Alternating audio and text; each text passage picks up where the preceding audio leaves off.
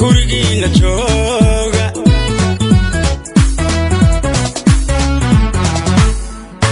cudur bagilgilayo kala gooyi dunide kagaashanto gurigiina jooga kagaashanto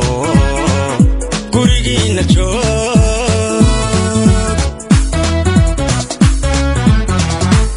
kada furnay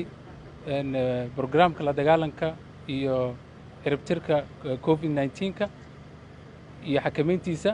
oo aan u training gareynay team oo COVID team task galmudug u bixinay oo iskugu jiray aan siinay labada qayb ahayd training oo IBC training oo la siiyay oo ahay infection prevention control sida loo controlo dadka iskugu yimaadaan si germska loogu dilo training waxay qaateen maalin dhaweyd shalay toole maantana waxay ahayd qaybteeni daafurka ee la dagaalanka COVID-19 waxaan rajaynaynaa feeski koowaad maanta intaa ka furnay in feeska labaad ka furi doono magaalada Samareeb ee caasimadda Galmudug oo ayakana team kale u diyaarinay in loo trainingkaas ay qaataan oo labada qayb IBC training iyo disinfectantiga waxaan aad ugu faraxsanahay inay haystaan community-ga bulshada ku nool Galmudug team maanta qabtiri kara oo ku filan inay sameeyaan magaalooyin kala duwan ee Galmudug lehna capacity-ga ay ku sameey karaan inay baraan dadkii wacyigelin iyo inay sameeyaan disinfectantiga salaan kadib runtii farxad ay noo tahay haddaan nahay company-ga Mega Construction and Cleaner oo maanta ka daafuraya xarunta hoose degmada Gaalkacyo oo markii ugu horeysay company-gu u yimaado gobolada ama Galmudug waxaan rajaynaynaa haddii Ilaahay qadaro deegaanada kale oo Galmudug inaan tagi doono haddii Ilaahay qadaro shaqada ka qaban doono waxaan si gaar ah ugu mahad celinayaa saraakiisha wasaaradda caafimaadka iyo duqa degmada Gaalkacyo runtii intii barnaamijkan tababarku u socday intii ka horeysay runtii aad noogu dhiirigelinayay company-gu inuu deegaanka yimaado shaqana qabto haddii Ilaahay qadaro baahidiisuna hadda deegaanka ay ka jirto aad ogtiin cudur dilaa inuu yahay oo dhammaan caalamka runtii dadkii inta badan dilay hadeertaana lala diriraayo runtii maanta farxad weyn bay noo tahay inaan halkan ku daafurno company-ga Mega degmada Gaalkacyo xaruntii dawladda hoose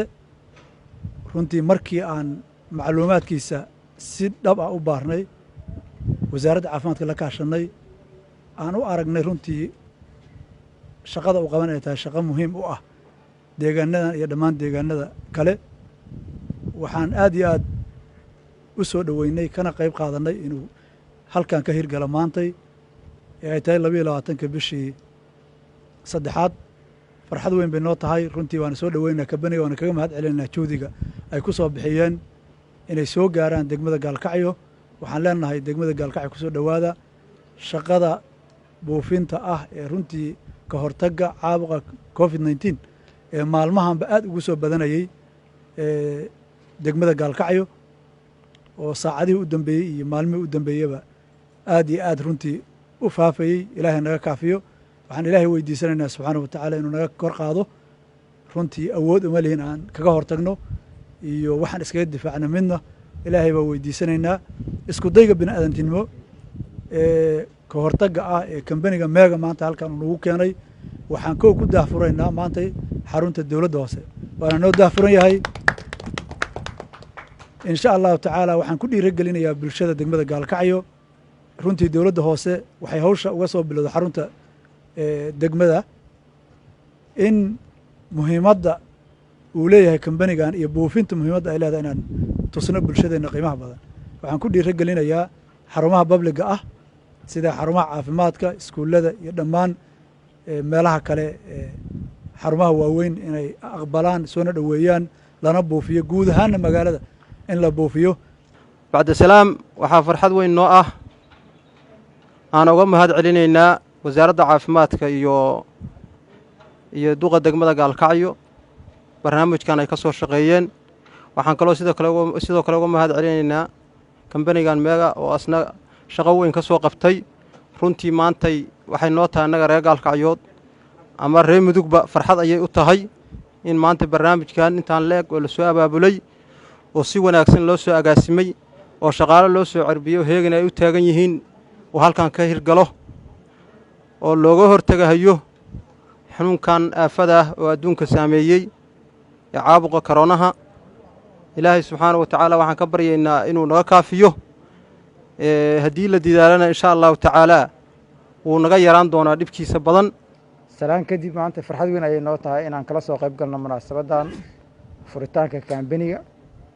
muddooyinkii dambeetaba waxaa socday dadaallo badan oo wax looga qabanayo cudurka covid-19 dhammaan Soomaaliya. maantan aadan ugu faraxsanahay qayb ka mid ah waxyaalihii yareynayay faafitaankiisa iyo ka hortaggiisaba maanta in halkan aan ku daahfurno oo aan kala soo qayb galno kaambaniga. waxyaalihii badan oo la sameynayo waxaa ka mid ah ka hortaggiisa ka mid ka ahaa wacyigelin ay ugu horeyso in dadkii face maskii iyo sidii la sheegaya gacmo dhaqashadii. dowladdu waxay kaloo sameynaysay iskuulladii in la xiro, falaadyadii muhiimka ahayn in la yareeyo.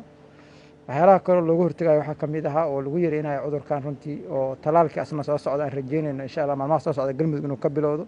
asna cudurkan looga hortagayo wax badanna wax ka qaban doono. xarumihii karantiilka oo dadka lagula tacaalayay haddii u ahaan lahayd daaweyntiisii iyo hadday ahaan lahayd in shaqaalihii tababaro la siiyo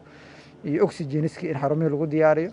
maantana inaan maanta qayb kale oo loogu hortagayo oo ah disinfectant jeermis dil in lagu sameeyo meelaha xarumaha caafimaadka, goobaha ganacsiga iyo dhammaan meelaha publica iyo privateka ayaan maanta aadan u soo dhaweynaynaa. waa tilaabo kaleeto oo cudurka covid-19 lagu yareynayo faafitaankiisa iyo saameynta uu bulshada ku yeelanayo. insha allahu tacala waxaan rajeynaynaa in bulshadu ay ka faa'iidaysato dhammaan xarumaha caafimaadka ee bukaanada la jiifiyo ama looga shakiyo bukaanada qaba inay yimaadaan ayakan inay ka faa'iidaystaan oo baartinarska gacanta ku haya ay qayb ka qaataan sidii xarumahaas loo boofin lahaa.